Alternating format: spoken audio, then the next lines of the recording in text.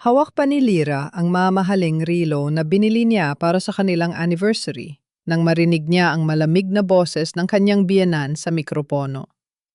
Inaanunsyo ko ang pagpapakasal ng aking anak na si Ramon kay Dr. Clarice, hayagang saad ni Mami Imelda sa harap ng daan-daang bisita.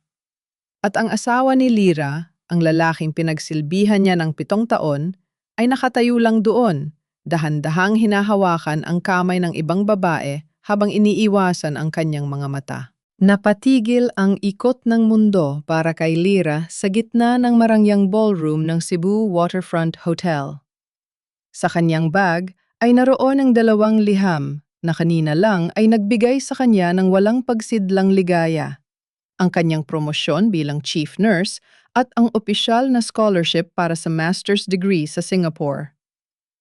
Naisip niya ang mga gabing wala siyang tulog, ang mga overtime shift na nagpalubog sa kanyang mga mata, at ang mga sugat sa kanyang kamay mula sa walang katapusang pag-aalaga sa mga pasyente upang patunayan sa pamilya Alvarado na karapat-dapat siyang maging bahagi ng kanilang ospital. Ang mamahaling relong hawak niya ay binili niya gamit ang huling sentimo ng kanyang ipon mula sa sariming pawis, isang regalo para kay Ramon na matagal na nitong inaasam. Ngunit ang lahat ng kanyang sakripisyo ay naglaho na parang bula sa isang sandali. Ang mga bisita, na binubuo ng mga kilalang doktor, politiko at mga negosyante sa Cebu, ay nagsimulang magbulungan. Ang malalaking projector screen sa dingding ay nagpapakita ng larawan ni Ramon at Clarice Villarreal, ang anak ng isang makapangyarihang senador. Napakaganda ni Clarice sa kanyang mamahaling gown, isang larawan ng karangyaan na kailanman ay hindi maaabot ni Lyra na nagmula sa hirap. Hindi gumagalaw si Lyra, ngunit ang kanyang puso ay tila dinudurog ng libu-libong karayom. Naalala niya ang 7 taon ng pagtitiis sa mga masasakit na salita ni Mami Imelda, ang paglilinis ng dumi nito noong sumailalim ito sa operasyon sa puso, at ang pagiging isang anino sa sariling pamamahay para lamang hindi mapahiya si Ramon sa kanyang mga alta sosyedad na kaibigan. Ngayon, sa harap ng lahat ng taong nais niyang pagpatunayan ng kanyang halaga, hayagan siyang itinapon na parang isang basahan. Sa halip na umiyak at tumakbo palayo, naramdaman ni Lyra ang isang kakaibang lakas na gumising sa kanyang natutulog na pagkatao. Hindi siya kriminal para magtago. Inayos niya ang kanyang simpleng kulay asul na bestida at nagsimulang humakbang patungo sa entablado. Ang bawat tunog ng kanyang sapatos sa makintab na sahig ay tila isang hamon sa karangyaan ng mga Alvarado. Sino ang babaeng yan? Bulong ng isang matandang doktor sa malapit na lamesa. Hindi ba't yan ang asawang nurse ni Ramon? Ang galing sa hirap? Sagot naman ng isa pa na may kasamang mapanghamak ng ngiti. Nang marating ni Lyra ang hagdan ng entablado, hinarang siya ng 2 armadong security guard. Ngunit tiningnan sila ni Lyra ng diretsyo sa mga mata. May awtoridad na hindi nila inaasahan mula sa isang maliit na babae. Paraan, malamig na utos ni Lyra. Sa takot na gumawa ng mas malaking gulo sa harap ng mga mamamahayag, dahan-dahang umatras ang mga gwardiya. Umakyat si Lyra sa entablado, diretsyong naglakad patungo kay Ramon. Nang mapansin ng mga bisita ang kanyang pagdating, biglang natahimik ang buong bulwagan. Ang tanging naririnig na lamang ay ang marangyang instrumental na tugtog sa background.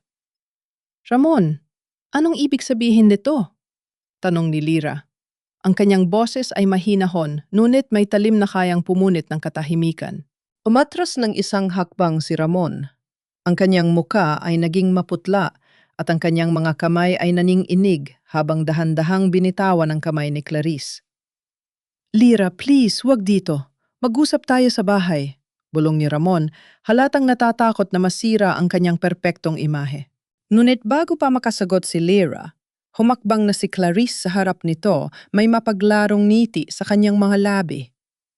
Lyra, hindi mo ba narinig ang anunsyo? O sadyang wala ka lang talagang delikadisa para manatili pa sa lugar na hindi ka naman kabilang? Hindi pinansin ni Lyra si Clarice. Nanatili ang kanyang tingin kay Ramon, ang lalaking nanghako sa kanya sa harap ng altar na mamahalin at protektahan siya sa hirap at ginhawa. Ramon, tinatanong kita bilang asawa mo. 7 taon, Ramon. Ganito mo ba tatapusin ang lahat? Bago pa makapagsalita si Ramon, biglang umalingaw-ngaw ang boses ni Mami Imelda sa mikropo, puno ng pot at pagkamuhi. Huwag mong tawaging asawa ang anak ko, Lyra Santos. Ikaw na isang walang utang na loob na nurse na iniligtas namin sa kahirapan, ngunit walang ginawa, kundi bigyan kami ng kahihiyan. Humarap si Mami Imelda sa mga bisita, may hawak na isang makapal na folder. Inakala mo ba na hindi namin malalaman ang iyong mga kawalang hiyaan? Mga kaibigan, ang babaeng ito na nakatayo sa harap ninyo ay hindi lamang isang mapagpanggap. Siya ang dahilan kung bakit nanganib ang reputasyon ng ating ospital. Sa isang iglap, nagbago ang mga larawan sa projector screen. Ang mga dokumentong medical ng isang sikat na Thung Nhi Si ay ipinakita sa screen, kasama ang login history ng system ng ospital na malinaw na malpapakita ng pangalan at digital signature ni Lyra Santos. Ibinalita ng babaeng ito ang kompidensyal na rekord ng ating pinahahalagahang pasyente sa mga kalaban sa politika para lamang manghingi ng ransom at tungtin ang aming pamilya. Dagdag ni Mami Imelda, ang boses ay puno ng peking kalungkutan at galit. Isa siyang kriminal na sumira sa yaman ng aming tiwala. Napatra si Lyra. Gumuho ang kanyang depensa sa tindi ng akusasyon. Hindi totoo yan. Hindi ko kailanman gagawin yon sa mga pasyente ko. Ramon, alam mo ang totoo? Kasama mo ako sa operating room sa buong oras na yon. Ikaw ang saksi ko na hindi ko hinawakan ng computer. Tumingin si Lyra kay Ramon. Nagmamakaawa na lumabas ang kahit kaanting tapang sa puso nito. Ngunit dahan-dahang iniwas ni Ramon ang kanyang paningin. Pasensya ka na, Lyra. Malakas ang ebidensya laban sa iyo, mahinang sabi ni Ramon. Ang huling natitirang pag-ibig sa puso ni Lyra para sa kanyang asawa ay tuluyang namatay sa sandaling iyon. Ang kanyang katahimikan ay ang pinakamatalim na kutsil, yun na pumatay sa kanyang 7 taong katapatan. Kinaladkad ninyo ang babaeng yan palabas, utos ni Mami Imelda sa mga guwardya. Hindi siya karapat-dapat na manatili sa ilalim ng bubong na ito at mas lalong hindi siya karapat-dapat na magsuot ng uniforme ng isang nurse.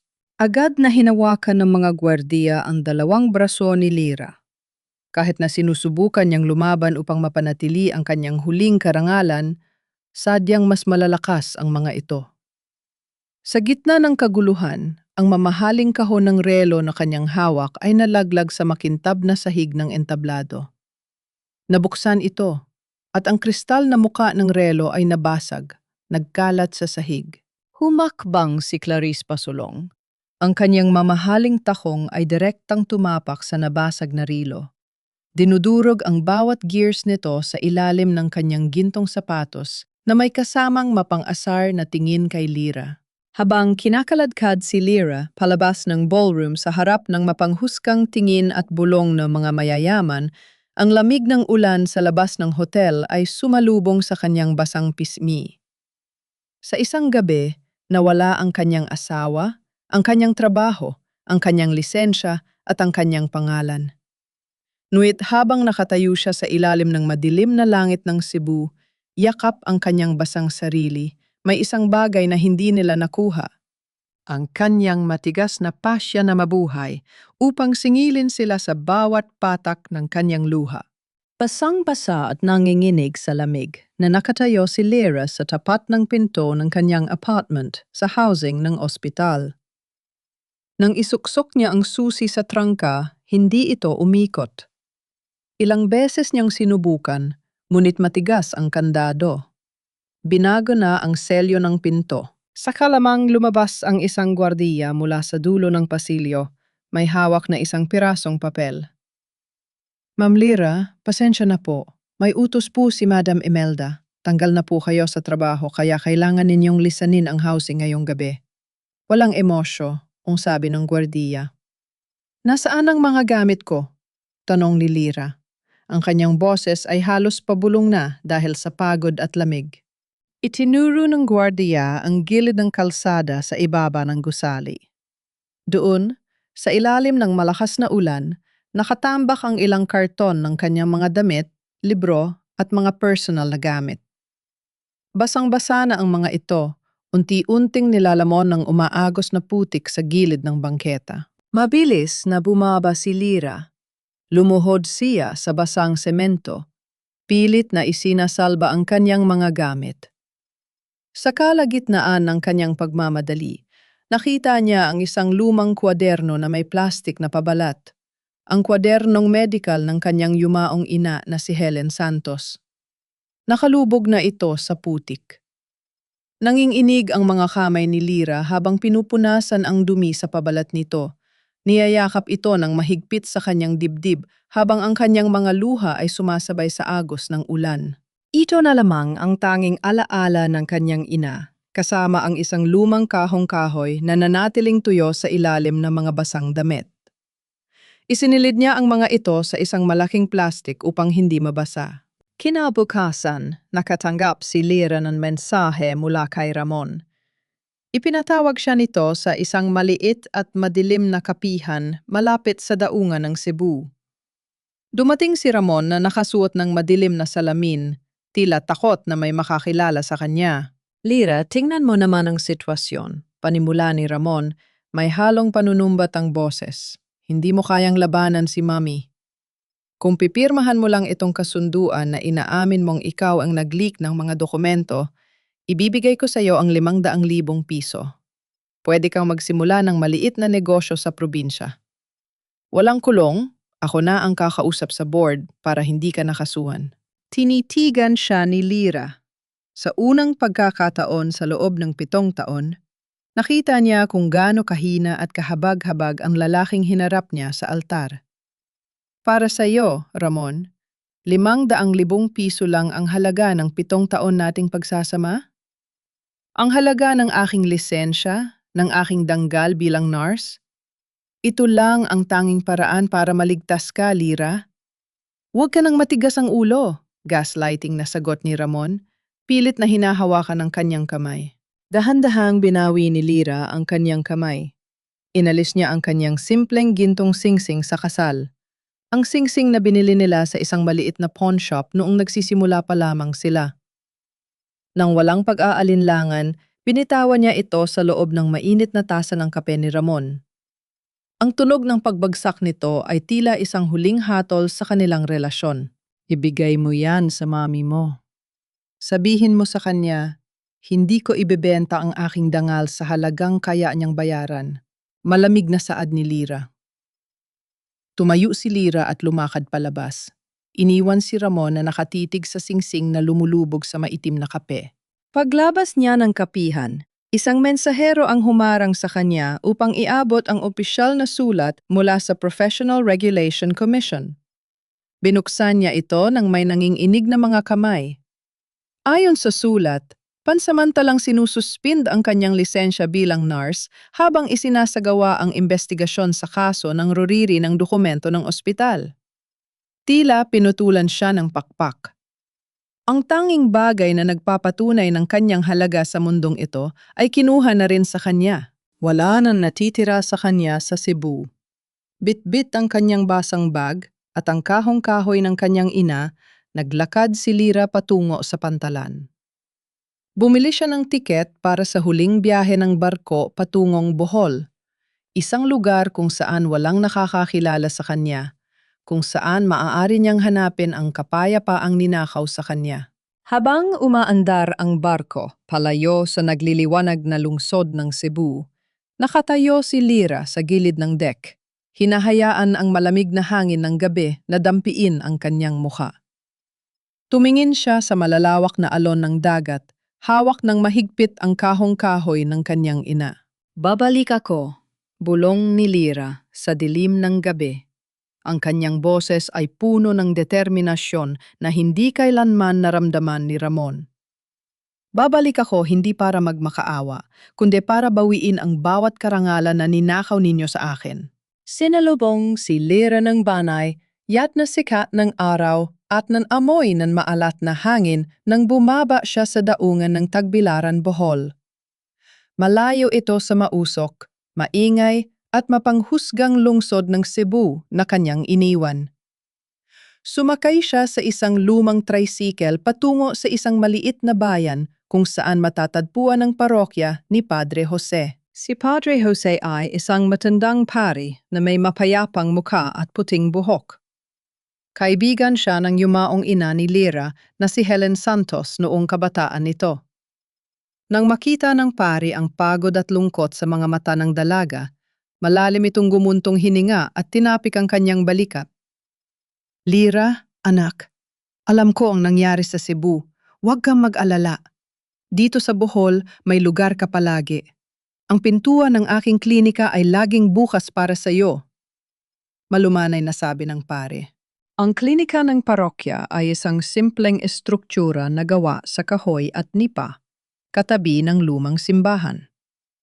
Dito nagpupunta ang mga mahihirap na mangingisda at magsasaka na walang sapat na pera para magpagamot sa malalaking ospital sa lungsod. Sa kabila ng pagkawala ng kanyang lisensya, pinayagan siya ni Padre Jose na maging voluntaryo upang maglinis ng mga sugat, mag-asikaso ng mga gamot, at mag-asikaso sa mga pasyente sa ilalim ng pangangasiwa ng lokal na doktor na bumibisita linggo-linggo. Sa paglipas ng mga araw, unti-unting nakatagpo si Lira ng kapayapaan sa kanyang simpleng gawain. Ang init ng pagtanggap ng mga taga-Bohol ay unti-unting nagpahilom sa kanyang mga sugat. Isang hapon, habang nililinis ni Lira ang mga gamot sa estante, lumapit sa kanya ang isang maliit na batang lalaki na si Totoy. Si Totoy ay may sugat sa tuhod na matiyagang nilinis at binantayan ni Lira noong nakaraang araw para hindi maimpekto. Nahihiyang iniabot ng bata ang isang maliit na dilaw na bulaklak ng damo para sa iyong po, Ate Lira. Maraming salamat po. Hindi po masakit noong nilagyan mo ng gamot ang tuhod ko kahapon? Nakangiting sabi ng bata bago mabilis na tumakbo palayo. Napatitig si Lira sa maliit na bulaklak sa kanyang kamay. Sa unang pagkakataon matapos ang mahabang panahon, naramdaman niya ang isang tunay na ngiti sa kanyang mga labi. Napagtanto niya na kahit wala na sa kanya ang marangyang ospital ng mga Alvarado at ang kanyang opisyal na lisensya, ang kanyang puso bilang isang nurse ay hindi kailanman mawawala. Ngunit ang kapayapaang iyon ay mabilis na nagambala ng sumunod na araw. Habang iniaayos ni Lira ang kanyang mga gamit sa mesa, hindi sinasadyang nalaglag mula sa kanyang bag ang kanyang lumang name tag mula sa Cebu. Nakasulat doon sa makintab na plastic, Lira Alvarado, Chief Nurse. Isang kamay ang mabilis na pumulot nito mula sa sahig bago pa man niya ito makuha. Pag-angat ng tingin ni Lira, nakita niya ang isang lalaki na may matatalas na mata, nakasuot ng simpleng polo shirt at may hawak na laptop bag. Siya si Mateo Rojas, ang voluntaryong accountant na tumutulong kay Padre Jose sa pananalapi ng parokya. Napatitig si Mateo sa pangalan nakasulat sa name tag at ang kanyang muka ay agad na binalot ng matinding galit at hinala. Humarap siya kay Padre Jose na noon ay kasisipot pa lamang sa pinto. Padre, bakit may isang Alvarado rito sa ating klinika? Hindi mo ba alam kung sino ang pamilyang yon? O baka naman pinadala siya rito para sirain ang nag-iisang takbuhan ng mga mahihirap sa bayang ito? Mariing tanong ni Mateo, ang kanyang boses ay puno ng pot. Mateo, pakinggan mo muna ako. Si Lira ay nagtatrabaho ng tapat dito. Siya ay mabuting tao, pagtatanggol ni Padre Jose. Mabuting tao? Narinig ko ang mga balita sa Cebu, Padre. Isang chief nurse na tinanggal dahil sa pagbebenta ng kumpidensyal na record ng pasyente para sa pera. At ngayon, narito siya. Nagpapanggap na isang anghel sa harap ng mga mahihirap natin? Pabalang nasagot ni Mateo habang nakaturo kay Lira. Tumayo si Lira ng tuwid. Hinarap ang matatalas na mata ni Mateo. Hindi niya hinayaang manginig ang kanyang boses. Hindi ko ginawa ang ibinintang nila sa akin. Biktima rin ako ng pamilyang Alvarado at kung narito ako, yon ay dahil gusto kong tumulong sa mga nangangailangan nang walang hinihinging kapalit. Natahimik si Mateo, ngunit ang hinala sa kanyang mga mata ay nanatili. Habang nagsasalita si Mateo kay Padre Jose tungkol sa auditing ng mga donasyong gamot, napansin ni Lyra ang kakaibang paraan ng pagsasalita nito. Gumagamit si Mateo ng mga terminong pang-medical at pang-administrasyon na tanging ang mga nagtatrabaho lamang sa malalaking ospital ang nakakaalam. Hindi siya isang ordinaryong accountant ng simbahan. Bakit ganoon na lamang ang galit niya sa pangalang Alvarado? Ngumiti ng mapait si Mateo, pinalingan si Lyra. Madaling sabihin ang mga salitang yan. Pero kung talagang tapat ka, papayag ka bang magtrabaho rito ng walang sweldo sa ilalim ng aking mahigpit na pangangasiwa? Ako ang magbabantay sa bawat galaw mo at sa bawat gamot na lumalabas sa klinikang ito. Papayag ako. Wala akong itinutago sa iyo o kahit kanino. Matapang na sagot ni Lyra, direktang sinalubong ang hamon ng lalaki. Iniligpit ni Mateo ang kanyang mga gamit sa mesa. Ngunit bago siya lumabas, dumaan siya sa tabi ni Lyra at nag-iwan ng isang malamig na babala. Babantayan ko ang bawat galaw mo, Lyra. Ang mga Alvarado ay hindi kailanman nagpapadala ng tao rito nang walang maitim na layunin. Punong katahimikan ang gabi sa bayan ng Lune, maliban sa mahinang tunog ng mga kuliglig sa labas ng klinika ng parokya. Si Lyra ay abala sa pag-aayos ng mga huling imbentar, yun ang mga natitirang gamot sa ilalim ng malamig na liwanag ng fluorescent lamp. Biglang pinunit ng malalakas na busina at ng nagmamadaling yabag ng mga paa ang katahimikan ng gabi.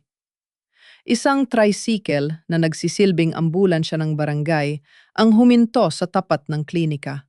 Tulong! Si Tatay Carding! Hindi makahinga! Nanginginig ang buong katawan niya! Sigaw ng isang lalaki mula sa labas.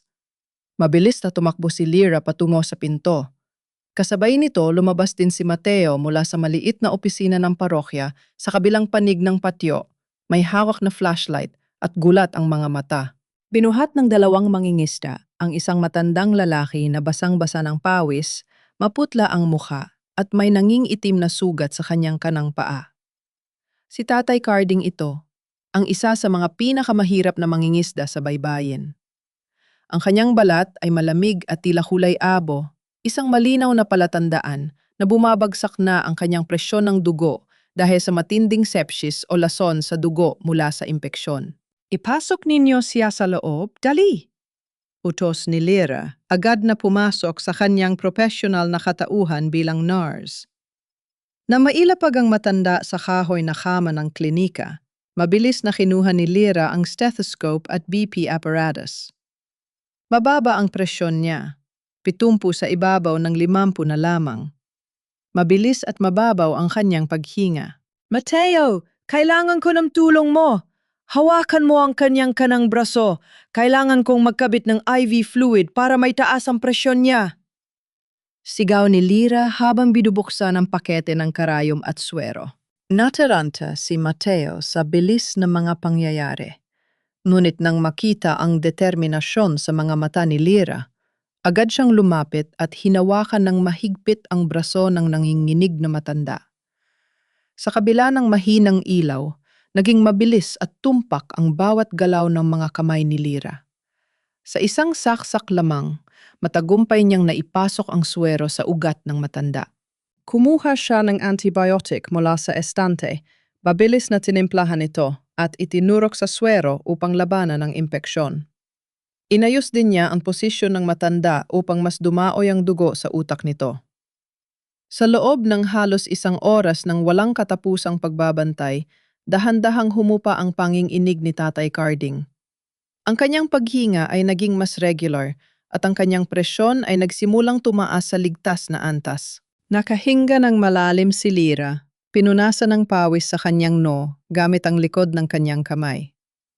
Napatingin sa kanya si Mateo, hindi maitatago ang labis na paghanga sa kanyang bilis, lamig ng ulo, at husay sa gitna ng critical na sitwasyon. Salamat, Mateo, mahinang sabi ni Lira habang inaayos ang kumot ng matanda. Walang anuman. Ang galing mo, tunay na pagkilala ni Mateo. Ilang sandali pa ay dumating ang asawa ni Tatay Carding na si Aling Maria, umiiyak at may dalang maliit na plastik na naglalaman ng ilang barya. Agad siyang lumapit kay Lira at nagpasalamat habang humihikbi. Naitanong ni Lira kung bakit hinayaan nilang lumala ng ganoon ang sugat sa paa ng matanda bago dinala sa klinika.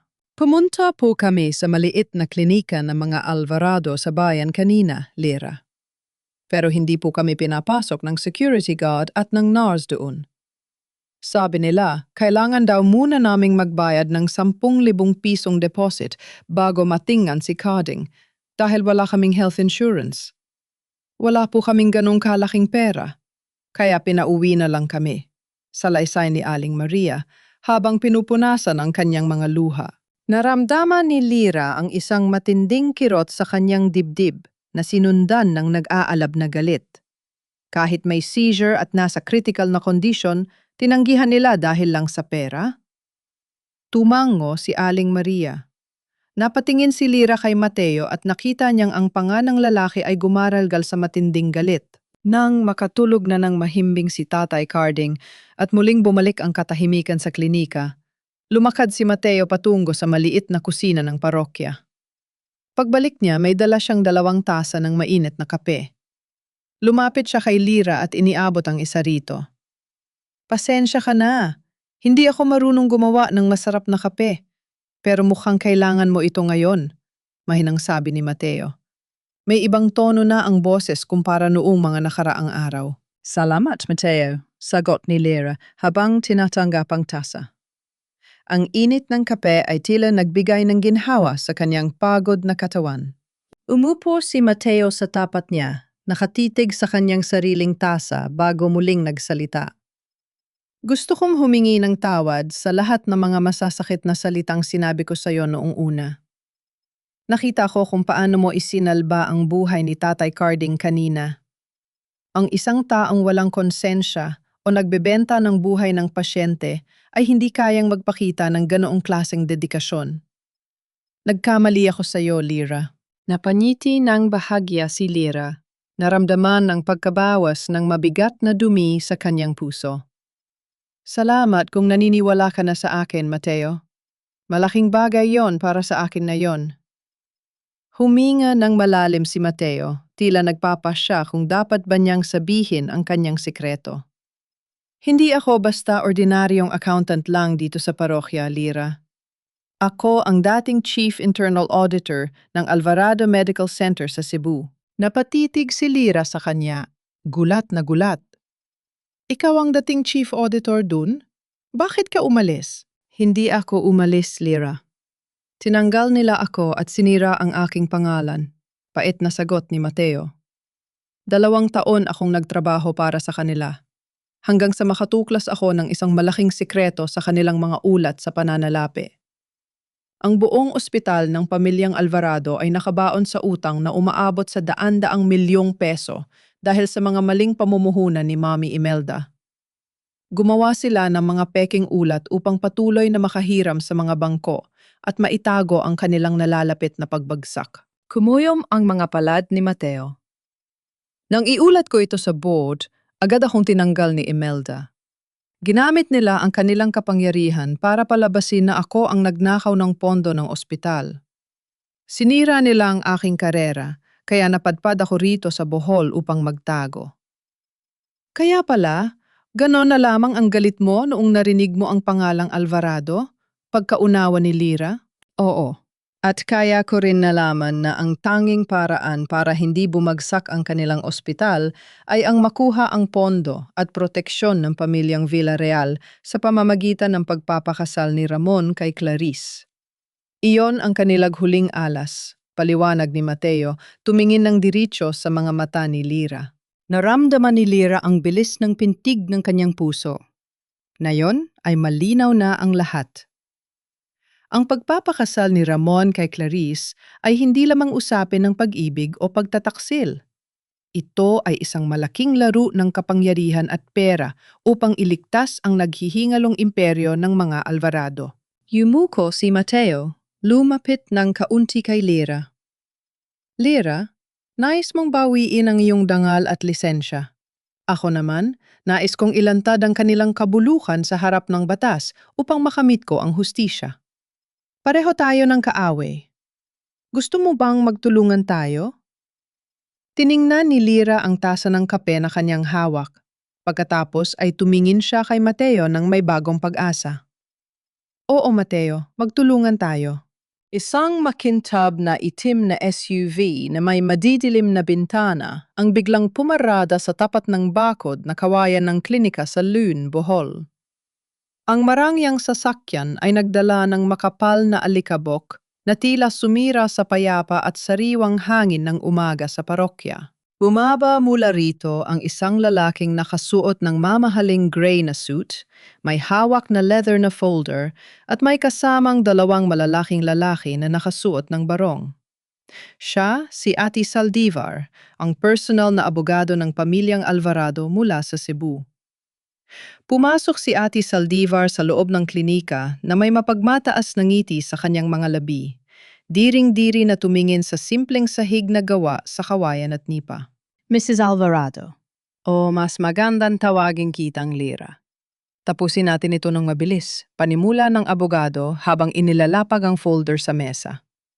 May utos si Madam Imelda na pirmahan mo itong unilateral divorce papers at waiver ng lahat ng karapatan mo. Binuksan ni Lyra ang folder at pinasa ang mga nakasulat doon. Hindi lamang ito simpleng kasunduan sa paghihiwalay. Ang mga kondisyon ay lubang mapanganib. Isinusuko niya ang lahat ng karapatan sa anumang ari-ariya ng mag-asawa. Inaamin niyang siya lamang ang tanging may kasalanan sa roriri ng mga medical na record upang iwasan ang agarang pagkakakulong. At nangangako siyang hindi na kailanman magtatrabaho bilang nurse o sa anumang larangan ng medisina sa buong Pilipinas. Kung hindi mo pirpirmahan ito, ang kasong kriminal laban sa iyo sa Cebu ay isasampa na bukas. Sisiguraduhin din namin na ang PRC ay permanenteng magkakansela sa iyong lisensya. Alam mo kung gaano kalawak ang koneksyon ng pamilyang Villarreal, pagbabanta ni Ati Saldivar? Nanginginig ang mga kamay ni Lyra. Ngunit hindi dahil sa takot, kundi dahil sa nag-aalab na galit sa kanyang dibdib. Tiningnan niya ang mamahaling panulat na iniaalok ng abogado. Sa isang mabilis na galaw, kinuha ni Lyra ang makapal na papel at buong lakas na pinunit ito sa dalawa. Pagkatapos ay pinagpunit-punit pa ito hanggang sa maging maliliit na piraso. Inihagis niya ang mga basurang papel sa tapat ng makintab na sapatos ni Ati Saldivar. Umalis kayo sa harap ko. Hindi ko ibebenta ang aking pagkatao at ang aking dangal sa pamilyang mamamatay. Tao matigas at buong giting na sabi ni Lyra. Sa tumpak na sandaling yon, tumunog ang telepono ni Lyra. Isang pamilyar na numero mula sa Cebu ang tumatawag. Si Ramon. Sinagot niya ito at narinig ang nanghihina at desperadong boses ng kanyang dating asawa. Lyra, pakiusap. Pirmahan mo na lang yan, pagmamakaawa ni Ramon. Ginagawa ko ito para protektahan ka. Kapag hindi mo pinirmahan, gagamitin ng pamilya ni Clarice ang kanilang koneksyon sa Senado para ipahulong ka. Masisira ang buhay mo, Lyra. Hindi ka mananalo laban sa amin. Napatawa ng mapait si Lyra. Ramdam ang labis na pagkasuklam. Ramon, noong una kitang minahal, akala ko mahina ka lang. Ngayon alam ko na hindi ka lang mahina. Wala ka ring konsensya. Huwag mo na akong tatawagan muli. Ipinatong ni Lyra ang telepo sa mesa at pinutol ang linya. Dahil sa galit, sumenyas si Ati Saldivar sa kanyang dalawang gwardiya. Huwag kang bastos sa aming abogado, Lyra. Pirmahan mo yan kung ayaw mong masaktan. Pagbabanta ng isang malaking lalaki habang humahakbang pasulong. Ngunit bago pa sila makalapit kay Lyra, mabilis na humarang si Mateo sa gitna. Ang mukha ni Mateo ay madilim at ang kanyang boses ay may kakaibang panganib na nagpatigil sa dalawang gwardiya. Ang lupang ito ay pagmamayari ng Simbahang Katoliko ng Lune. Wala kayong karapatang pumasok at magbanta sa aming mga voluntaryo rito.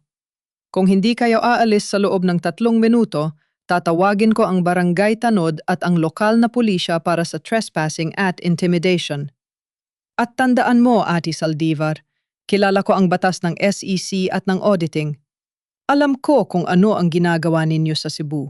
Malamig na pahayag ni Mateo. Naningkit ang mga mata ni Ate Saldivar nang mapansin ang matatalas na salita ni Mateo at mukhang nakilala niya ito ng bahagya bilang dating auditor ng ospital. Sumenya siya sa kanyang mga tao na umatras. Hindi pa ito tapos, Lira. Magkikita tayo sa Cebu. Galit na sabi ng abogado bago mabilis na lumabas at sumakay sa kanilang SUV na muling nag-iwan ng makapal na alikabok sa hangin. Nang makaalis ang mga ito, napaupo si Lira sa upuan. Bahagyang nanghihina, ngunit nanatiling matatag ang puso. Tiningnan ni Mateo ang mga pinunit na papel sa sahig. Malalim ang iniisip. Lira, bakit ganun na lamang sila kapursigido na pirmahan mo ang waiver na yan? At bakit may kasamang kondisyon na hindi ka na pwedeng magtrabaho sa medisina habang buhay? Tanong ni Mateo. Ang kanyang utak sa pananalapi ay mabilis na gumagana. Kung ordinaryong nurse ka lang na tinanggal, wala na silang pakialam sa iyo. Ang pagmamadali nilang makuha ang lagda mo ay nagpapakita na may malaking ari-arian o karapatan sa pananalapi na mawawala sa kanila kung mananatili kang asawa ni Ramon o kung magpapatuloy ka sa industriyang ito. Nagpasya silang maghukay pa sa mga lumang dokumento na iniwan ng ina ni Lira na si Helen Santos sa loob ng kahong-kahoy, habang si Mateo naman ay nag-imbestiga sa mga lumang rehistro ng ospital sa Cebu sa pamamagitan ng internet. Pagkalipas ng ilang oras ng pagsasaliksik, biglang napatayo si Mateo mula sa kanyang upuan ng lalaki ang mga mata sa gulat habang nakatitig sa screen ng kanyang laptop. Lira, tingnan mo ito.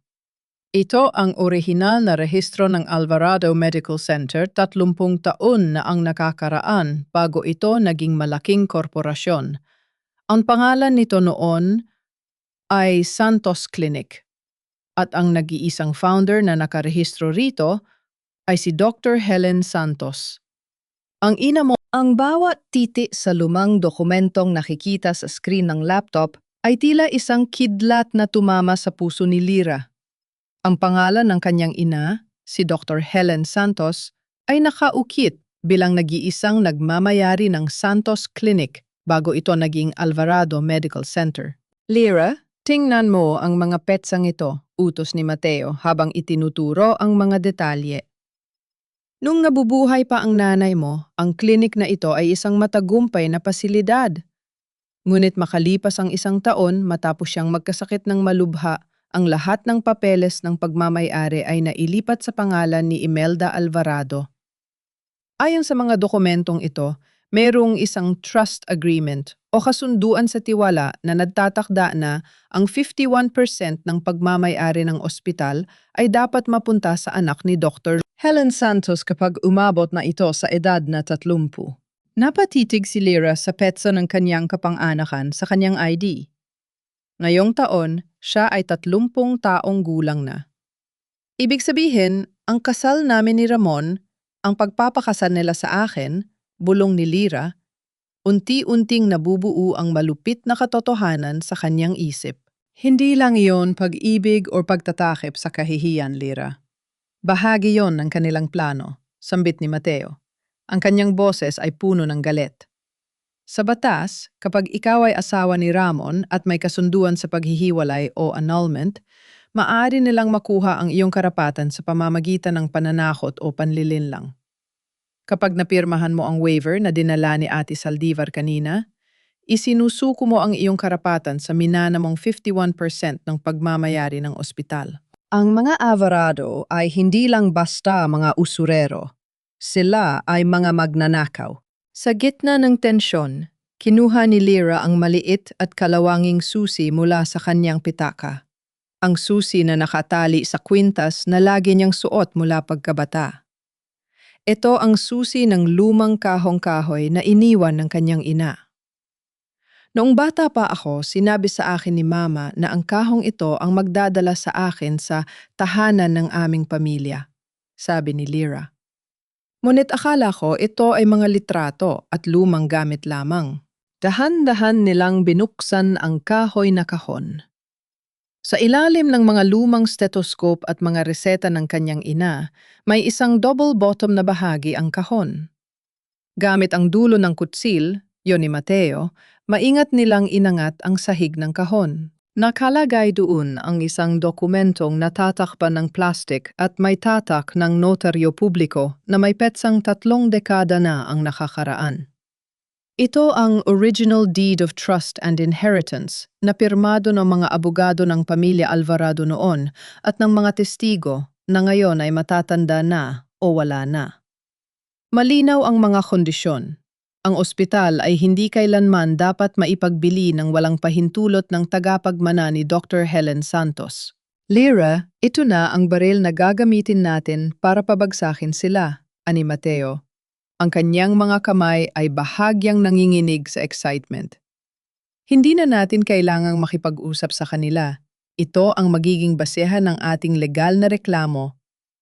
Kapag nakarating ito sa korte, hindi lang sila mawawala ng kontrol sa ospital. Maaari silang makulong lahat dahil sa fraud at falsification of public documents. Ngunit ang saya ay mabilis na napalitan ng kaba. Mateo, kung malalaman nila na hawak ko ang dokumentong ito, hindi lang tayo sa korte magkikita.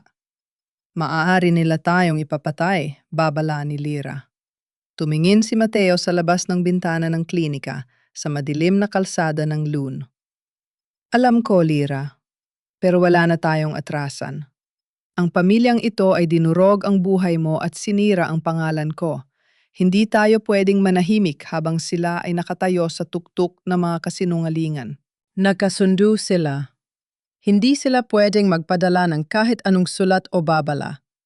Gagawa sila ng isang sorpresa, ang pag-atake sa susunod na board meeting ng Alvarado Medical Center sa Cebu. Isang meeting kung saan nakaplano ang pinal na pagpirma ni Imelda sa kanilang pagsasanib, merger, sa pamilya ni Clarice. Lyra, kailangan nating makarating sa Cebu nang hindi nila nalalaman, pahayag ni Mateo. Gagamit tayo ng ibang pangalan at dadaan tayo sa ibang rutang pandagat. 1 linggo na lang ang natitira bago ang board meeting. Sa gabing iyon, nakatulog si Lyra.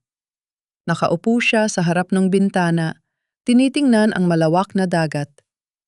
Ang bawat alon ay tila bumubulong sa kanya na ang hustisya ay hindi ibinibigay. Ito ay ipinaglalaban.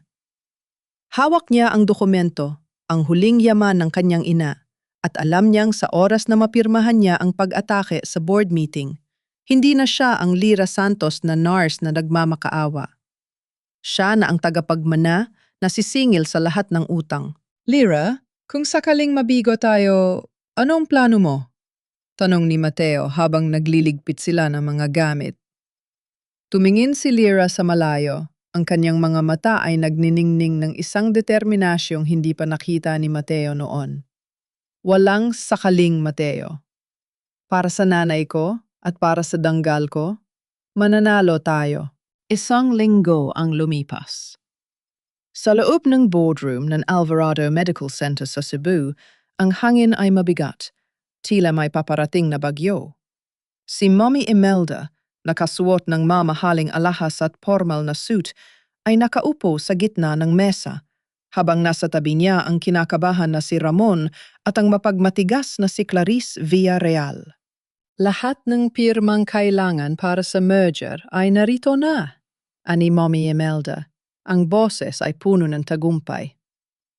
Sa sandaling malagdaan ito, ang utang ng ospital ay mababayaran na ng pamilya Villarreal at magiging ganap na tayong higante sa industriya. Nanginginig na kinuha ni Ramon ang panulat. Mami, sigurado ba talaga tayo rito? Wala na bang ibang paraan? Huwag kang duwag, Ramon, singhal ni Clarice. Gusto mo bang maging pulubi? Pumirma ka na. Bago pa dumapo ang panulat sa papel, bumukas ng malakas ang pinto ng boardroom.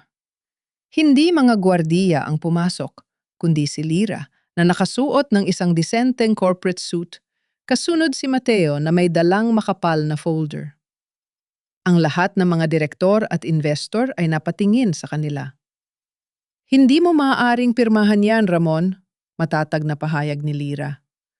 Ang boses niya ay hindi nanginginig. Ito ang boses ng isang babaeng walang kinatatakutan. Nanlaki ang nga mata ni Mommy Imelda. Lira, paano ka nakapasok dito? Security, ilabas ang babaeng ito. Sandali, sigaw ni Mateo, itinaas ang folder. Bilang dating Chief Internal Auditor ng ospital na ito, mayroon akong mga dokumentong dapat malaman ng lahat ng shareholder. Hindi lang ito basta merger, ito ay isang malaking kaso ng fraud. Nagkagulo ang mga investor. Agad na tumayo ang abogado ni Imelda para harangan sila, ngunit sinalubong siya ni Mateo ng mga sipi ng audit report na nagpapakita ng mga peking utang. Lira, lumabas ka na rito bago kita ipakulong, sigaw ni Ramon, bagaman bakas ang takot sa kanyang muka. Ipakukunggalo? Sa anong kaso, Ramon? Tanong ni Lira, sabay lapag ng original deed of trust sa gitna ng mesa. Sa kaso ng pagnakaw sa ospital na ipinagkatiwala ng nanay ko sa inyong pamilya? Nareto ang patunay na 51% ng pagmamay-ari ng ospital na ito ay akin at kayo ay mga usurerong nagpanggap na may-ari. Kinuha ng mga miyembro ng board ang dokumento. Ang mga bulungan ay naging hiyawan. Ang mga investor na nagmula sa iba't ibang malalaking kumpanya ay nagsimulang tumayo at kinuwestiyon ang kredibilidad ng pamilyang Alvarado. Falsification of public documents, Imelda. Malamig na wika ni Lira. Ang pirma ng nanay ko sa dokumentong nailipat sa iyo 30 taon na ang nakakaraan ay peke. May mga expert witness na kaming nakaabang sa labas. Nagdilim ang muka ni Mommy Imelda. Sinungaling ka. Ginawa mo lang yan para makaganti. Hindi ito ganti, sagot ni Lira. Humarap siya sa lahat ng mga tao sa loob ng silid. Ito ay pababalik ng hustisya. Ang ospital na ito ay itinatag para magsilbi sa mga tao, hindi para pagkakitaan ng mga taong walang konsensya. At ngayon, hawak ko ang legal na karapatan para pigilan ang merger na ito. Ang tagapangulo ng board, isang matandang negosyante na matagal nang may duda kay Imelda, ay tumayo. Kung totoo ang dokumentong ito, kailangang ipagpaliban ang merger. Hindi tayo maaaring pumasok sa kasunduan kung hindi malinaw ang pagmamay-ari. Hindi! Huwag ninyong pakinggan ang babaeng yan. Desperadong sigaw ni Imelda, ngunit wala nang nakikinig. Ang mga investor ay nagsimulang maglabasan at ang pamilya Villarreal ay nagkatinginan, agad na lumayo kay Imelda upang hindi madamay sa iskandalo. Si Ramon, na tila nawalan ng malay, ay napaupo sa kanyang upuan. Tiningnan siya ni Lira nang may halong awa at pagkadismaya. Ramon, ang ospital na minahal mo at pinatpalit mo sa akin ay hindi mo naman pala pagmamay-ari sa simula pa lang, sabi ni Lira. Paglabas ng mga board member, humarap si Lira kay Imelda. Ang babaeng dati niyang kinatatakutan ay mukhang matanda na, nanghihina at talunan. Imelda, tapos na ang laro, wika ni Lira. Ang susunod na makikita mo ay hindi na ang mukha ko, kundi ang mga pulis. Bago pa makapagsalita ang matanda, tumunog ang mga sirena ng pulis sa labas ng gusali. Ang pangunahing plano ng mga Alvarado ay gumuho na parang bahay na bato sa gitna ng lindol. Ang kanilang prestihiyo, ang kanilang yaman, at ang kanilang kontrol, lahat ay bawi na ni Lira. Ngunit habang naglalakad palabas si Lira, isang masamang pakiramdam ang dumating. Nakita niya ang mga mata ni Clarice bago ito umalis. Hindi ito mukhang talunan. Mukhang may inihanda silang mas marahas na paraan dahil alam nilang mawawala na ang lahat sa kanila. Lira, bulong ni Mateo, hindi pa tayo tapos. Mukhang handa na silang gumawa ng gulo. Ang tagumpay sa boardroom ay, pansamantala lamang, isang matamis na sandali na mabilis na nilamon ng mapait na katotohanan. Paglabas ni Lira at Mateo sa gusali, Sinalubong sila ng nakabubulag na flash ng mga kamera at nagkakagulong mga reporter. Ngunit sa likod ng mga media, napansin ni Mateo ang dalawang itim na SUV na nakapumarada sa madilim na bahagi ng parking lot. Mga sasakyang hindi nila nakita kanina. Lira, sumakay ka na sa taxi. Huwag kang huminto. Bulong ni Mateo habang iginagaya si Lira palayo sa main lobby. Hindi pa man sila nakakalayo, biglang humarurot ang mga SUV. Nilampasan nila ang mga reporter at tinarget ang direksyon ni Lira. Ang bilis ng pangyayari ay parang isang masamang panaginip. Isang itim na sasakyan ang biglang humarong sa kanilang daan. Pinilit silang huminto sa isang eskinita sa gilid ng ospital. Bumaba ang tatlong lalaking nakasuot ng itim. May hawak na matitigas na bagay. Hindi sila nagbibiro. "Imelda wants you gone, Lyra. Now!" Sigaw ng isa sa kanila. Hindi nagpatalo si Mateo. Hinarap niya ang mga lalaki habang sinusubukang itulak si Lyra sa likod ng isang dump truck. Ngunit sa dami ng kalaban, mabilis na napuruhan si Mateo. Isang malakas na sipa sa kanyang tagiliran ang nagpadapa sa kanya at isang suntok sa mukha ang nagpadugo sa kanyang labi. "Mateo!" Sigaw ni Lyra. Tumakbo siya patungo sa mga lalaki.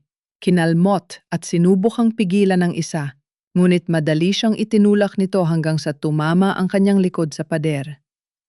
"Wala ka ng ospital, wala ka na ring proteksyon," sabi ng lider ng mga lalaki habang unti-unting lumalapit kay Lyra na nakahandusay sa basang semento. Ngunit bago pa sila makalapit ng tuluyan, isang boses ang umalingaw-ngaw mula sa direksyon ng kalsada. "Pulis! Huli kayo!" Napalingon ang mga lalaki. Nakita nila ang mga kumukurap-kurap na asul at pulang ilaw ng patrol car. Sa takot na mahuli, mabilis silang sumakay sa kanilang mga SUV at humarurot palayo. Naiwan ang isang nakabukas na bintana ng sasakyan, kung saan nakita ni Lyra ang mukha ni Clarice. Nakatingin sa kanya ng may malamig at malupit na ngiti. Pagkalipas ng ilang minuto, dinala si Mateo sa pinakamalapit na emergency room. Habang ginagamot ang kanyang mga sugat, hindi maalis ni Lyra ang kanyang tingin sa telepono ni Mateo na kanina pa tumutunog. Isang mensahe ang dumating mula sa isang hindi kilalang numero. "Ito ay babala lang. Ang susunod, hindi na lang babala." Nagising si Mateo sa gitna ng kanyang pagkakahiga. "Lyra, hindi na sila titigil. Alam nilang kapag nakarating ang mga dokumento sa korte, wala na silang kawa. Susubukan nilang tapusin tayo bago pa tayo makarating sa hearing." Napatingin si Lyra sa labas ng bintana ng ospital. Ang mga Alvarado ay hindi na lamang basta mga magnanakaw. Sila ay mga halimaw na handang pumatay para sa kanilang interes. "Kailangan nating magtago, Mateo," ani Lyra.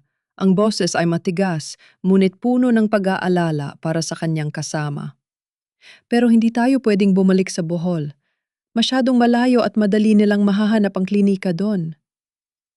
"May kakilala ako sa kabundukan ng Argao," mungkahi ni Mateo habang pinipilit tumayo. "Isang dating retiradong pulis na tapat at hindi sakop ng impluwensya ng mga Alvarado. Doon tayo magpapalipas ng oras hanggang sa araw ng hearing." Habang inihahanda nila ang kanilang pag-alis, nakatanggap si Lyra ng isa pang tawag. Mula ito kay Ramon. "Lyra, umalis ka na sa Cebu. Alam ko ang plano nila. Pinapahanap ka nila sa lahat ng hotel at terminal. Pakiusap, Lyra. Kahit na nagkasala ako, ayaw kong mamatay ka dahil sa kagagawa ni Mommy." "Bakit mo sinasabi ito sa akin, Ramon?" tanong ni Lyra. Ang kanyang boses ay nanginginig sa pagtataka. Dahil nalaman ko ang totoo," sagot ni Ramon. May pait sa kanyang tinig. "Hindi lang ako ang ginamit ni Mommy. Maging ako, pinalayas na rin niya sa bahay dahil nalaman niyang hindi ako pabor sa planong pagpatay sa iyo. Lyra, wala na akong pamilya. Kayo na lang ni Mateo ang tanging pag-asa na matigil ang lahat ng ito." Binaba ni Lyra ang telepono. Ang mundo niya ay unti-unting gumuguho. Ang taong minsan niyang minahal, ang taong binalak niyang makasama habang buhay, ay naging biktima rin ng sarili niyang ina. Lira, tawag ni Mateo. Kailangan na nating umalis. Na yun din. Habang binabaybay nila ang madilim na kalsada patungo sa kabundukan, nakatingin si Lira sa likuran. Alam niyang ang bawat ilaw ng sasakyang nakasunod sa kanila ay posibleng banta. Ang laban para sa ospital ay naging laban na para sa kanilang mga buhay. Ang kalsada patungo sa Argao ay madilim, paikot-ikot at mapanganib sa gitna ng malakas na buhos ng ulan. Si Mateo ang nagmamaneho. Ang kanyang mga kamay ay mahigpit na nakahawak sa manibela habang ang kanyang sugatang mukha ay bahagyang kumikirot sa bawat pagpreno. Si Lira naman, sa tabi niya, ay nakatingin sa side mirror, laging nagbabantay kung may nakasunod sa kanila. Lira, tawagan mo ang retiradong pulis na sinasabi ko. Sabihin mo na malapit na tayo sa junction ng dalawang bayan. Utos ni Mateo. Ngunit bago pa makakuha ng signal si Lira, isang malakas na busina ang umalingaw mula sa likuran. Isang itim na SUV ang biglang sumulpot mula sa dilim. Pinatitindi ang kanilang bilis. Sinubukang iram ng SUV ang gilid ng sasakyan ni Lira upang pilitin silang mahulog sa bangin. Mateo, may nakasunod sa atin! Sigaw ni Lira. Kumapit ka! Sigaw ni Mateo. Inapakan niya ang silinyador, pilit na iniiwasan ang bawat tangka ng SUV na itulak sila sa gilid. Ang makina ng kanilang sasakyan ay umuungol sa tinde ng pagod.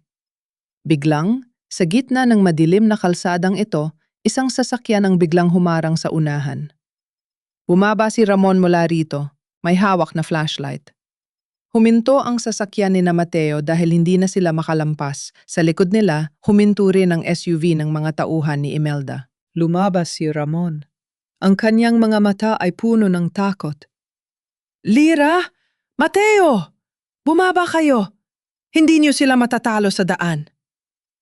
Bumaba sina Lira at Mateo. Ang bawat isa sa kanila ay handang makipaglaban. Ngunit nang makalapit ang mga lalaki mula sa SUV, nakita nilang si Clarice ang nasa harap, may hawak na maliit na handgun. Tapusin na natin ito. Malamig na wika ni Clarice. Ramon, tumabi ka. Huwag kang maging sagabal sa kinabusasan natin. Clarice, tama na. Pumatay tayo ng mga inosente, pero hindi na natin dapat ituloy ito. Sigaw ni Ramon. Pilit na humaharang sa pagitan ni Lira at ni Clarice. Umalis ka, Ramon! Sigaw ni Clarice at sa isang iglap, kinalabit niya ang gatilyo. Hindi sa direksyon ni Lira, kundi kay Ramon. Isang putok ng baril ang bumasag sa katahimikan. Napahawak si Ramon sa kanyang dibdib. Dahan-dahang bumagsak sa basang lupa. Ramon! Sigaw ni Lira. Ang mundo niya ay tila huminto. Ang lalaking minsang naging asawa niya. Ang lalaking naging bahagi ng kanyang buhay ay nakahandusay na ngayon sa putik, duguan. Ginamit ni Lira ang pagkakataong iyon. Sa kabila ng takot, mabilis siyang tumakbo patungo kay Ramon. Habang abala ang mga tauhan ni Clarice sa pag-aakalang tapos na ang lahat, kinuha ni Lira ang isang maliit na recording device mula sa bulsa ni Ramon na nakahagis sa tabi nito. Ito ang huling habilin ni Ramon, ang nakatagong record ng lahat ng mga pag-uusap nila ni Imelda at Clarice. Mateo, kunin mo ang record! Sigaw ni Lira habang pilit niyang pinipigil ang dugo sa dibdib ni Ramon. Hindi, Lira! Tara na! Sigaw ni Mateo habang sinasalo ang mga bala mula sa mga tauhan ni Clarice. Gamit ang kanyang lakas, mabilis niyang kinuha ang device mula sa kamay ni Lira. Sa gitna ng kaguluhan, isang malakas na pagsabog ang naganap sa sasakyan ng mga tauhan ni Clarice dahil sa basang kalsada at sa pagharurot nito. Isang aksidenteng hindi inaasahan. Ang apoy ay mabilis na kumalat na nagtulak kay Clarice at sa kanyang mga tauhan na magkagulo at umatras patungo sa dilim ng kagubatan. Naiwan silang tatlo sa gitna ng ulan. Si Ramon, humihingal, ay tiningnan si Lira. Ang kanyang mga mata ay unti-unting dumidilim. Lira, patawad sa lahat. Mahinang bulong ni Ramon. Ito, ang ebidensya. Ipakita mo sa kanila. Ipakita mo sa buong mundo ang totoong kulay nila. Bago pa man makasagot si Lira, nalagutan na ng hininga si Ramon sa kanyang mga bisig. Nang dumating ang pulisya na tinawagan ni Mateo gamit ang radyo, wala na si Clarice at ang mga tauhan nito. Tumakas sila sa kagubatan. Ngunit hawak na ni Lira ang huling alas, ang record na magpapabagsak sa mga Alvarado. Nakatayo si Lira sa gitna ng ulan, yakap ang malamig na bangkay ni Ramon. Hindi siya umiyak, ang kanyang mga mata ay parang bakal na handa ng humarap sa huling laban. Ang hustisya ay hindi na lang para sa kanyang ina, kundi para sa taong nagbayad ng kanyang buhay para sa katotohanan. Tapos na ang takbuhan, Mateo, wika ni Lira habang tumitingin sa mga papalapit na sirena. Ang sulod nating pupuntahan ay hindi na ang kabundukan, kundi ang korte. Ang araw ng pagdinig sa Cebu Court of First Instance ay punong-puno ng tensyon. Ang labas ng gusali ay dinagsa ng mga mamamahayag, mga taga-suporta ni Lira at mga mausisang mamamayan na nais masaksihan ang pagbagsak ng Imperyong Alvarado. Sa loob ng courtroom, nakaupo si Mommy Imelda sa panig ng mga akusado. Siya ay mukhang matanda, pagod, at halatang wala ng kontrol sa sitwasyon. Si Clarice naman ay wala sa loob ng silid. Isang patunay na mabilis siyang tumakas at nagtago, iniiwan ang kanyang mga kasabwat na humarap sa batas. Nang tawagin ni Judge Mendoza si Lira Santos sa witness stand, ang buong silid ay nabalot ng katahimikan. Humakbang si Lira, bitbit ang isang maliit na digital recorder at ang orihinal na dokumentong nakuha nila sa kahoy na kahon. Miss Lira Santos, panimula ng hukom, handa ka na bang ilahad ang iyong testimony laban sa pamilyang Alvarado? Handa na po, Your Honor. Matatag na sagot ni Lira. Sinimulan ni Lira ang kanyang pahayag. Inilahad niya ang lahat, mula sa pang-aabuso sa kanyang posisyon bilang nurse, ang pagkakalat ng peking impormasyon upang sirain ang kanyang dampal, hanggang sa pagnanakaw sa minana niyang ospital. Bawat salita ay may dalang bigat ng katotohanan. Ngunit ang pinakamabigat na bahagi ay ang pagpapatugtog ng recording device na ibinigay sa kanya ni Ramon bago ito bawian ng buhay. Sa loob ng courtroom, narinig ng lahat ang boses ni Imelda Alvarado. Siguraduhin ninyong hindi na makakabalik si Lira. Kung kailangang gawin itong aksidente, gawin ninyo. Hindi ako papayag na ang anak ng nurse na yon ang magmamay-ari ng pinaghirapan ko. Umapaw ang gulong-bulungan sa gallery. Si Mommy Imelda ay unti-unting nakayuko. Ang kanyang mga kamay ay nanginginig sa ilalim ng mesa. Sinubukan pa ng kanyang abogado na tumutol, ngunit walang saysay ang mga argumento nito laban sa malinaw na ebidensya. Your Honor, wika ni Mateo, na tumayo bilang expert witness. Ang mga financial report na ipinasa ng Alvarado Medical Center sa SEC ay naglalaman ng mga peking transaction na ginawa ni Mrs. Alvarado upang itago ang pagkalugi ng ospital. Ang lahat ng ito ay direktang nag-uugnay sa kanya sa kasong estafa at falsification of documents. Tiningnan ni Judge Mendoza si Imelda. Mrs. Alvarado, meron ka pa bang naisabihin para sa iyong depensa? Sa puntong iyon, tumayo si Imelda. Ang kanyang boses, na dati puno ng awtoridad, ay naging mahina at basag. Ginawa ko lang yon para sa pamilya ko. Para sa kinabukasan ng Alvarado. Ang kinabukasan na binuo sa ibabaw ng dugo at kasinungalingan. Putol ni Lira sa kanya, tumitig ng diretso sa mga mata ng kanyang biyenan. Hindi pamilya ang pinoprotektahan mo, Imelda. Ang sarili mong pride at kasakiman ang pinoprotektahan mo. Ang nanay ko ay namatay ng mahirap dahil ninakawan mo at muntik na rin akong mamatay dahil sa iyo. Ngayon, oras na para managot ka. Dahil sa bigat ng ebidensya, idineklara ng hukom ang hatol, guilty sa lahat ng counts ng estafa, falsification at conspiracy to commit murder.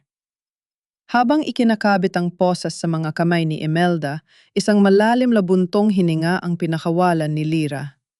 Ang hustisyang matagal niyang hinangad ay narito na. Hindi na ito para sa paghihigante, kundi para sa kapayapaan ng mga kaluluwang inapi ng pamilyang Alvarado. Paglabas ni Lyra sa courtroom, sinalubong siya ng liwanag ng hapon. Ang mga tao sa labas ay nagpalakpakan, isang pagkilala sa isang babaeng hindi sumuko sa kabila ng lahat ng pagsubok. Lumapit si Mateo sa kanya at marahang hinawakan ang kanyang balikat. Tapos na, Lyra, bulong ni Mateo. Tumingin si Lyra sa langit. Inaalala ang huling hiling ni Ramon at ang sakripisyo ng kanyang ina. Hindi pa tapos ang lahat, Mateo. Ngayon palang magsisimula ang pagtayo ng ospital na tunay na para sa mga tao. Habang papalayo ang mga pulis dala ang mga Alvarado, ramdam ni Lyra ang isang magaan na pakiramdam. Ang ospital ay muli nang magiging tahanan ng mga nangangailangan. Ang kanyang lisensya ay ibinalik na ng PRC. Ngunit higit sa lahat, ang kanyang pangalan, ang pangalang Lyra Santos, ay malinis na muli. Makalipas ang 3 buwan, muling nagbago ang mukha ng ospital sa Cebu. Ang malalaking titik na Alvarado Medical Center sa harapan ay tinanggal na, at sa halip, isang bagong karatula ang nakalagay, Santos Alvarado Medical Center. Sa loob ng opisina ng presidente, abala si Lyra sa pagrerepaso ng mga dokumento para sa paglulunsad ng Helen Santos Foundation, isang programa na magbibigay ng libreng gamot at operasyon sa mga pasyenteng hindi kayang magbayad. Ang bawat desisyon niya ay ginagabayan ng yuduk na itinuro ng kanyang ina. Habang nakatingin siya sa bintana, kumatok si Mateo. Lyra, nandyan na siya. Hihintay ka sa silid-aralan ng mga staff. Tumayo si Lyra at naglakad patungo sa silid. Doon, nakaupo sa isang wheelchair si Ramon. Matapos ang kanyang pagkakakulong ng ilang buwan dahil sa mga mababaw na kasong kriminal at matinding pinsala mula sa aksidente, siya ay isang lalaking nagbago. Payat, maputla, at wala na ang kayabangan na dating bumabalot sa kanya. Lyra! Bati ni Ramon. Ang boses ay nanginginig. Salamat sa pagbisita. Umupo si Lyra sa tapat niya.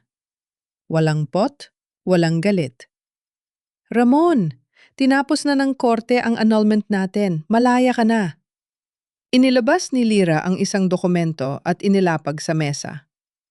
Pinatawad na kita, Ramon. Hindi para balikan mo ako, kundi para pareho tayo makapagsimula. Napayuko si Ramon. Alam ko na hindi ko karapat-dapat ang kapatawaran mo.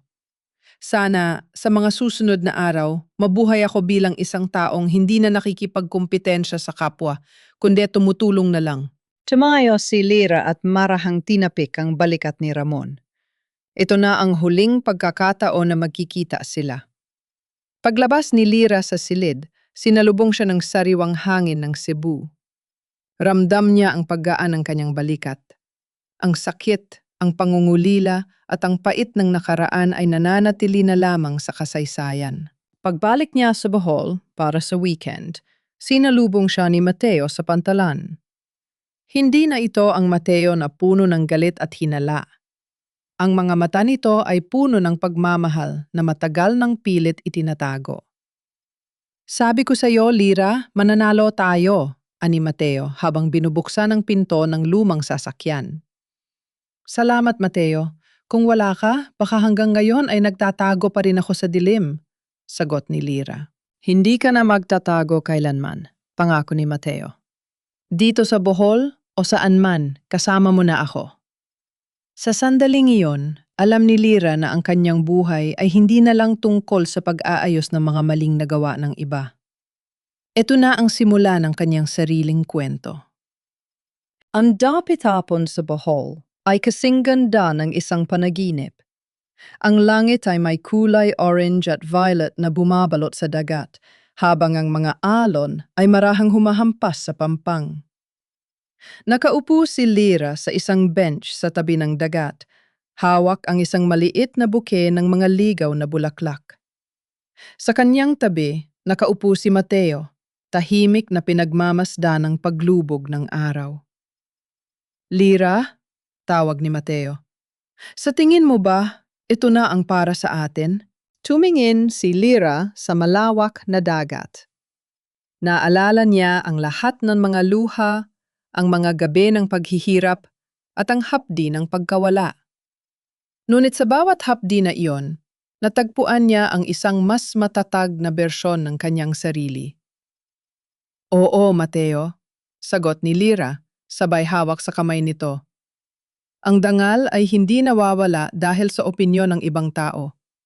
Ang dangal ay nasa loob natin, at hangat pinoprotektahan natin ang katotohanan at ang ating pagkatao, walang sinuman ang makakakuha nito. Sa paglipas ng gabi, ang dalawa ay naglakad pabalik sa klinika ng parokya. Sa malayo, ang ilaw ng simbahan ay nagniningning, nagsisilbing gabay sa mga taong nangangailangan. Si Lira Santos ay hindi na lamang isang nurse na biktima. Siya ay isang babaeng nagwagi, hindi lamang sa laban sa korte, kundi sa laban sa kanyang sariling takot. Ang dagat at langit ay nagtatagpo sa abot tanaw, isang paalala na sa pagitan ng hirap at ginhawa, ang tunay na kaligayahan ay matatagpuan sa kapayapaan ng puso. At para kay Lira, ang bagong simula ay hindi na isang pangarap. Ito ang kanyang katotohanan.